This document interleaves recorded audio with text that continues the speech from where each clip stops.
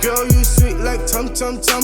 Want you to dance to the African drum. Front on front, bum bum bum. I really gotta chew you like chewing gum. Young my ecstasy, the only one I want to see. Hi guys, you're welcome back to my channel. If you don't know who I am, hi, my name is Pamela, and if today is your first time seeing this beautiful face, you're welcome. Don't forget to subscribe and join the family, and if you're already part of the family, you know the vibes. Thank you for always coming back. Anytime you see me seated in this chair, I am about to react to something or talk about something, but today's issue is very dear to my heart. We are about to talk about I Am Not Yvonne Nelson. This book made me feel all sorts of ways, and disclaimer that not because it's about Yvonne Nelson, okay? On my snap, you know that every time I read a book, I just come and like emphasize on how I felt or how I feel about the book. This particular book, the fact that it's non-fiction and it's a real story makes me so, like, it breaks my heart. I met Yvonne Nelson yesterday, so my book is signed with my name. After reading this book, I just felt like I needed a little bit of closure with her. Like, I just feel like I just need to know if she's okay. Like, I have to see her. When I saw on her page that she was doing a sign-in yesterday, I was like, oh my god, I need to be there, because I was just, after I read the book, I was just wondering if she's fine, how she's feeling, what she's going through, and all of that. So what we're about to do today is that I am about to tell you guys the content of this book. Aside what keeps trending, I want you guys to know what this book is really about. And this is not an ad, or this is not sponsored or anything, but I just feel like I just need to talk about this book because I have to. We are going to start from the very end of the book so that I let you guys know why this book was written, okay? There's a reason why this particular book was written. I don't know if the PDFs you guys are reading has every detail in it, but yeah, let me go straight to the point. The last chapter, which is apology to my father, a letter to my father rather. There's a part that says that kindly reach out if you read this letter and know you possibly could be the one I am writing to. I feel like this whole book was written by Yvonne to reach out to her dad, and every single thing she wrote about was to emphasize and speak about the things she had to go through because she was lacking the father figure in her life. I hope you guys get the summary. Like, it's like you want to reach out to somebody that is not there, you can't find him, you don't know how you find him, and you feel like writing a book is going to help you find him, okay? But before you get to the point, you just want him to know, in case Yvonne's said father picks up this book and he reads it, he's going to see all what she's been through, all her life journeys, the things she had to go through, how she became popular, everything in the book before he's going to get to the part where she's looking for him. Do you guys get it? I don't think she just woke up and then she just decided to write a book about her life and then put her personal life out there just for fame. Like, she's famous already. What are you guys telling me? So I'm going to take you guys through some of like my favorite chapters in the book, okay? Because I don't know what you guys are reading. So apparently from the beginning, it was Yvonne's primary school teacher that alerted her about the fact that would be something wrong about she not having a father figure in her life. There was this boy in Yvonne's class that was also called Eugene Nelson. So one time her teacher called her, and then her teacher asked if they are related, and then she was like, no, like, I mean, two people can have the same surname and then not be related. When I was in school, we had like two Asantes in our class, and Nelson is quite common, but then the teacher insisted on the fact that they should find out more when they go home, okay? That was what started Yvonne's search for her father. Already she was going through a phase in her home where she felt left out, where her mother had named their shop, like her mother had named her grocery shop The name of her mommy's grocery shop was named after her 2 siblings. Okay, so her 2 siblings' names were combined with her mom's name and was named after the grocery shop. So she felt left out, like, I am your daughter too, so why is my name not part of the, you get what I mean? So she was already feeling left out. So when the teacher alerted her about the issue, that was what started her search. She asked her mom, and then she made some searches, and then she found out that the Mr. Nelson that was Eugene Nelson's father was also her father. Okay, that was what she found out at that time. She made attempts to speak to Mr. Nelson. No, before she was studying the man. Okay, she was trying to find out certain traits that could tell that he was her dad. So when the man comes to drop off Eugene in school, like, she would like stare to see if like there could be like similarities or like maybe something that could trigger her mind, but she couldn't find. So I think she told her mom about it, and then her mom told her, oh, he's a bad man, he's this, according to the book. So she hated the man. That was the issue. So that was the whole scenario about Mr. Nelson, and then how Yvonne found out about Mr. Nelson. Yeah, fast forward, her mom remarried. Okay, so her mom had to move out of their home to stay with another man. Over there too, I think she was struggling a bit, and then she went to SHS. She actually went to Agri Memorial, and she described all what she went through over there, and then the fact that that was not the school she chose, but then she had to go to that school because her father or mother had a link to the school, so it was very easy for her to get there. When she got there, the program she wanted to read was, the class was occupied, so she had to do business accounting, which she hated so much. So she failed her WASI.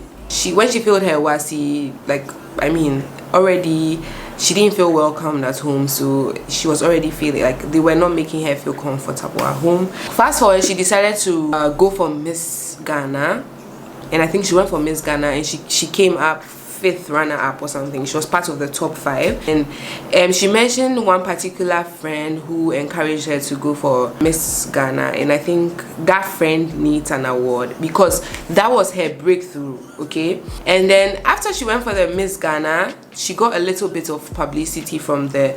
So fast forward, she had to write NOVDEC. NOVDEC is like an exam you write when you fail some of your papers. Like, you can select the courses you fail and then rewrite them. So she had to write NOVDEC at the same time, be doing the pageants and all of that. She narrated a scenario where she was going to buy fried rice with her friend. Like, that place gave me goosebumps. Like, I'm not exaggerating, no. I went to see Yvonne because of this book, because I couldn't understand how she had gone through all this. Let me not divert the cause. She was going to buy fried rice with that same friend at Afrikiko. I think Afrikiko should be in Accra. So she was in the car, and then her friend got down to go buy the fried rice. So her friend was delaying, and then she decided to go check up on her friend. So when she was going to check up on her friend, and then she met Abdul Salam Mimini. I think that time he was a lead producer in Ghana, so he was producing the movies and all of that in Ghana. Abdul Salam, Abdul was like, oh, you fit in one of my roles, there's this movie, there's that. And she was like, oh no, she's like, she wasn't up for it. But then he insisted, so he gave his, I don't think they had card at the time, but then I think he gave his number to Yvonne to reach out whenever like she's certain about it.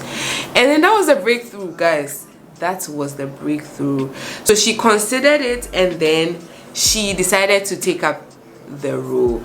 She had acted like 2 series at the time, and then that series hadn't even come out yet, so she wasn't even an actress. She took up the role. It was very difficult for her. She stated some parts where Kofi Ajololo was on set with her, and then he didn't like her acting, so he asked them to send her away. Fast forward, she stated the fact where she's now casting Kofi Ajololo. I mean, it's a small world. Yeah, so she took up the role, and then she acted it. She gave up, but then constant practicing, she mastered the role, and then that movie was a hit.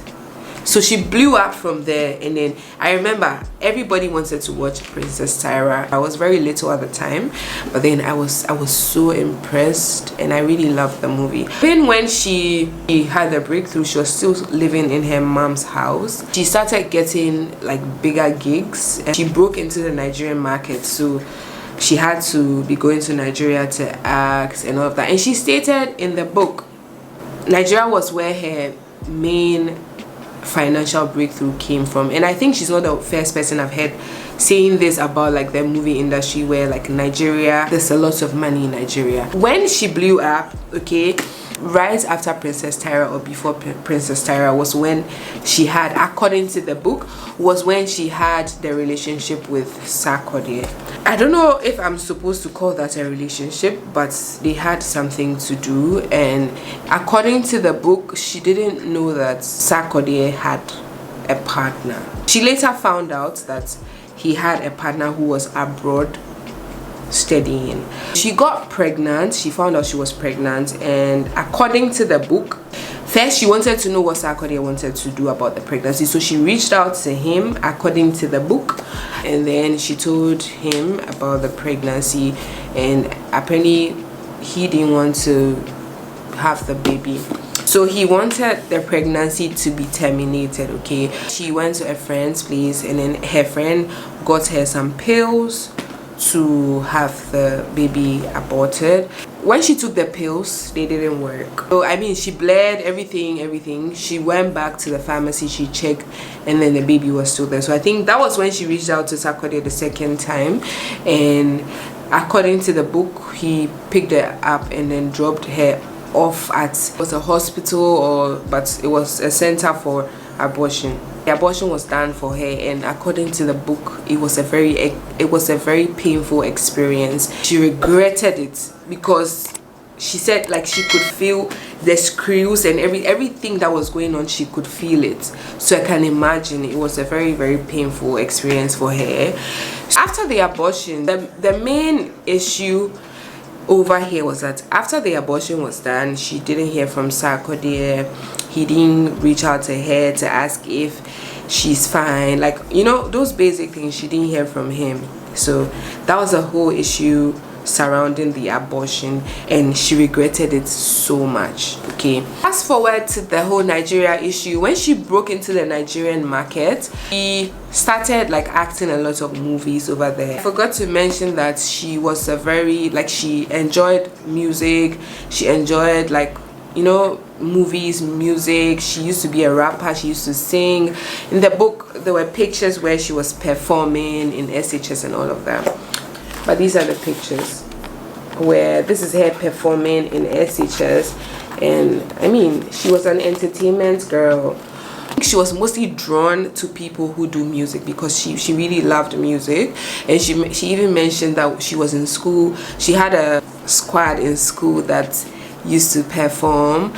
And then Trigmatic, and if you're Ghanaian, you know Trigmatic. Trigmatic was her childhood friend, and then they used to do music together. And it's so beautiful to see that Trigmatic is actually a musician right now. So she was drawn to musicians. I could tell.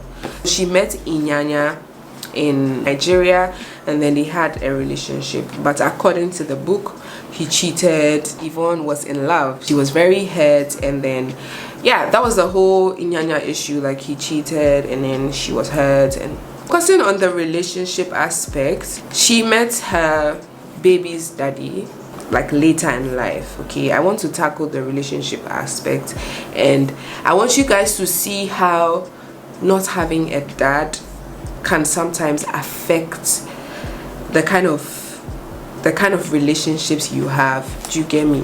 Baby's daddy, and then they were in a relationship. Okay, she knew about the fact that he had other kids and then other baby mamas or wives. I don't know about the facts. She knew about that fact, but regardless, she loved him. So he DM'd her on Instagram, and that was when he DM'd her on Instagram, he actually DM'd her to tell her about how his wife liked Yvonne and how they looked alike. She said according to the man, they had like certain similarities. So that was why he DM'd her, and then they started talking, and then they fell in love. The man's wife or ex-wife sent an email to her that she couldn't overlook. Like, it could be something that is very serious that you can't just consider being in the relationship again. Like, do you get what I mean? Sometimes you love somebody, but then there's something that won't allow you guys to be together.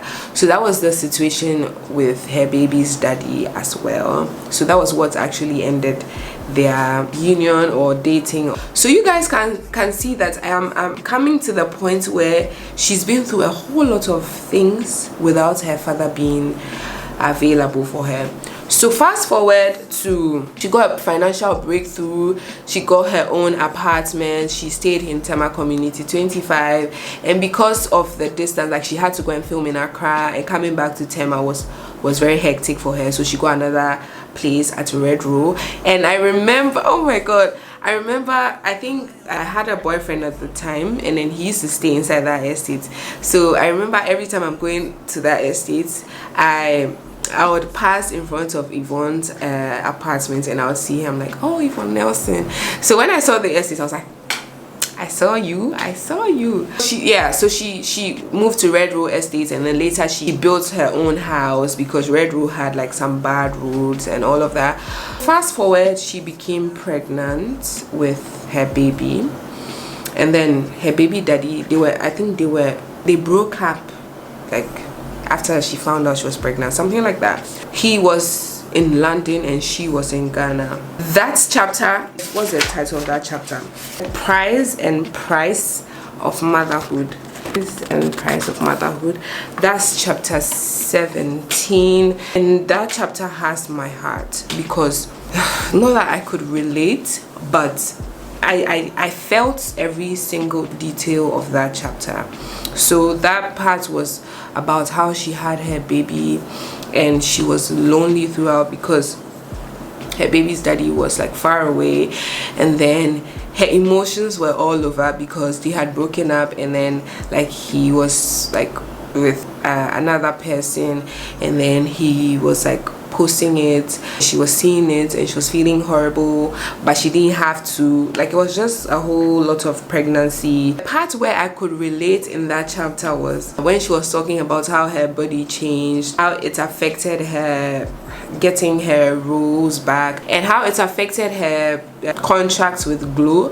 Apparently that was like her very big contract she had, but she couldn't get it anymore because it needed her to film an ad, and she was pregnant, and you know, she couldn't do it, and she was just trying to hide her pregnancy from the public. Another chapter that I wanted to talk about is the Doomsday Must Stop chapter. How it came about, I know there are a lot of conspiracies about Yvonne being NPP and all of that. She has a family history of glaucoma, and so she had this medicine that she uses. That medicine needed to be in the fridge like 24/7. During the time of the doomsday thing, I mean, she said she had to get diesel or fuel for her generator because of that particular medicine, and it was getting out of hand. I mean, it was getting expensive by the day. She was frustrated, and she just went on Twitter to rant, and then she just gave the hashtag Doomsday Must Stop, and then quite a number of people were interested in the hashtag, and then that was how come like they took up the Doomsday Must Stop, and then they had a whole demonstration and all of that. According to her, a whole political issue came about. Okay, according to the book, the NPP people reached out to her, and then there was a picture taken, and then the NDC people also wanted to reach out to her, but then she wanted to meet them with her team, but they were insisting on meeting her alone, so she didn't meet them. So that was how she got into the whole political scene. Okay, so fast forward to the John Dumelo part. So in 2020 election time, and she was like, she got a call from like one of the political parties, like the opposing political parties. They wanted her to stand as MP for Ayawaso. The other party had her friend John Dumelo standing, so they wanted her to be like the opponent, but she refused that call because John Dumelo has been her very close friend. She just didn't want to ruin their friendship with politics. It came down to she visited Mr. Nelson. Okay, Mr. Nelson, as I said from the beginning, Mr. Nelson was supposed to be her father. Apparently she granted like a lot of interviews where she couldn't hide the fact that she didn't have a father figure in her life. So she used to say on interviews that, oh, her father is not in her life and that her father didn't take care of her and all of that. She met Mr. Nelson. Getting to the end, she got a call that he was sick, and then she decided to visit him. So already she had tried to ask her mom several questions about who her dad is, because she was not feeling it. Like she just could tell that this is not my dad. Okay, she came with the idea that she was going to take his hair for a DNA test. He was sick, very sick, and then like the atmosphere was weird, because why, like, we don't have any relationship, I'm here, you're sick, what am I supposed to tell you? Like, you get that vibe. When she met him, they couldn't really talk, and then she was still looking out for some physical features that would tell that is her dad, but she still couldn't find any. That was what triggered her. So she went to her mom, and then she asked her mom again that, who's my dad? Mom actually started speaking, and her mom mentioned another name, that person is her dad, Peter Allah Ajete. So that name was Peter Allah Ajete. So she was very hurt, because how have you been lying? According to the book, she felt like, how have you been lying to me all this while, and you are mentioning another name today? She was trying to like get closer to anyone who knew Peter Allah Ajete. So I think she mentioned in the book that she reached out to the former president Kufuor, because according to the book, Peter Allah Ajete was the Speaker of Parliament in Kufuor's time, and he was dead at the time. So she reached out to Kufuor and then spoke to Kufuor about it, and the ex-president Kufuor encouraged her that, oh, well, he's dead, so you know. But she still wasn't okay, so she reached out to her friend, I can't remember all the names, her friend in like the media, to get to know Peter Allah Ajete's children, so that she could see if she could find any similarities. So she reached out to her friend, and her friend gave her the number of like one of the children, so she was able to connect with them, and then she still couldn't see any similarities. There was a scenario in the book where they had dinner together, and she was just trying to find something small, but then it still wasn't there. Okay, was bold enough to tell them that she wanted to have a DNA test. They were a bit reluctant, because you've called us to tell us that like you are a sister, and now you want to have a DNA test. Like they were wondering, but they were very nice towards her, so I think they granted her request. She went with two of the family members, and then they had the DNA test, and that test came out negative. So she found out Peter Allah Ajete was not her dad. Imagine how traumatized she's going to be, because you told me this person is my dad, I accepted it for years, and now I am back again asking you, told me this other person is my dad, and I've had a DNA test, and I've seen that is not my dad again.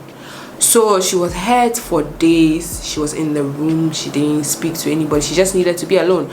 And it crossed her mind that she didn't have a DNA test with Mr. Nelson's children, so she reached out to Eugene. Eugene was the one who was in her class, and apparently she had a very good relationship with him, so she reached out to Eugene to see if she could have a DNA test with Eugene to confirm if truly Mr. Nelson is not her father. The DNA test with Eugene, that also came out negative.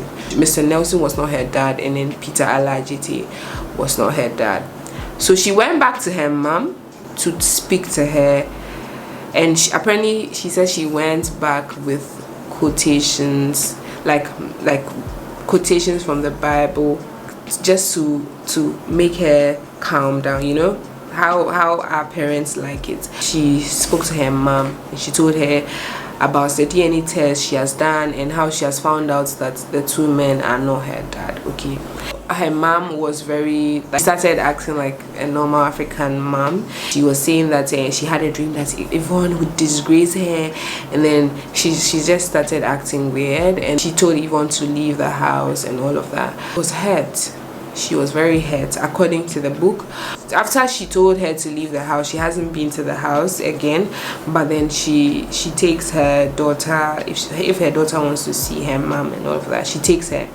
She reached out to her friend, I think his name is Franco or something like that. Told her friend everything, and then her friend opted to speak to her mom and tell her mom how she's been depressed and like how she's been feeling. Okay, like she was expecting to hear like a better news about her dad's situation, but then her mom still didn't say anything about it, still hasn't reached out to her concerning that. So she didn't hear from her mom for years. According to the book, the last time she heard from her mom texted her on WhatsApp on her birthday to wish her a happy birthday. Her reply was like if you don't tell me who my dad is, like something related to that. Okay, that was how the story ended. And then there was an apology to Mr. Nelson, because obviously he deserves an apology for like maybe the way she spoke bad about him. And I don't blame her for that, because if it was me and I was told that this is my dad, and then I go to his house and he's sacking me or he doesn't want to speak to me, obviously if I have blown now and I go for an interview and they're asking me about you, I would say I don't know you, or like we don't have I would say that. Because she found out he wasn't her dad, he didn't owe her anything, so she had to apologize to his family and then let them know that like she's sorry. And then the part that broke me down was the letter to her dad. This whole book was written to find her dad. Like it's serious though. And then there was a part where, so it says, if because of your status or present circumstances, seeing you should be a secret only the two of us would share, I'm prepared to grant you that anonymity. I can't wait to hug you and ask you about the gaps in my life. I need to fill those gaps. I need closure, and you are crucial to bring me the much needed closure. Kindly reach out if you read this letter and know you possibly could be the one I am writing to. Reading it, I have goosebumps all over my body. Like, you know, the worst cases I've seen are the cases where your mother tells you, you know this is your dad, but you know he wasn't there for you. That's okay. But to not find your dad and have like 2 DNA tests and still not finding your dad is the peak of it. And I always say this, that cannot deny a child of knowing their dad. Like, let them know their dad no matter the situation. Yvonne made a statement where she said that she's allowing her baby's dad to come see the baby because that's the baby's dad. Like, you're not supposed to cut that off, because nobody can be a dad to your child unless the child's dad. Do you get me? I feel like this is a very big lesson to the younger generation. This book, everybody must buy this book. This book teaches a whole lot. In case something like this happens, don't deny your baby access to their dad. It's wrong. This is what is going to happen. The child will just grow up looking for their dad, and it's not a pleasant thing to do. Unless it's a very, like, even that, you should let them know when they are old enough that this is your dad, this is what happened. That's it. Do you get it? Your girl has broken down the story for you guys, and I hope you guys enjoyed it, and I hope you guys learned 1 or 2. A moral lesson from this story is that we all need father figures in our lives. You don't know how your situation can turn. Like, you don't know what can happen to you at any point in your life. Like, situations switch up. Like, 1 minute, life can change in just a flip. So don't belittle yourself or don't settle. No, we all need to bring up our children in the fear of God. I don't think all my subscribers believe in God, but whatever you believe in, I think you should let that guide how you bring up your child. By circumstances where Yvonne found herself in Nigeria, she was given like various offers just to like maybe sleep with men or do that, but because she had a fear of God, I mean, at some point she failed, but at some points the fear of God helped her to withdraw from certain situations, and that is an applaud to her mom because she was raised very well. I hope you guys enjoyed my breakdown. I hope you guys have dropped the judging of this book. It's a very harmless book to encourage us, the young ones, and then also find her dad, and then also let us see how real things can be, and also let us see how celebrities don't have all their lives figured out. Thank you guys so much for watching this video to this point. Don't forget to give this video a like, and don't forget to share this video with somebody else so that they can get clarification on the book. If you want to get this book, just DM me. I will tell you where to get it, or just leave a comment. I'll let you know where you can get it, and I'll see you guys in my next video. Bye.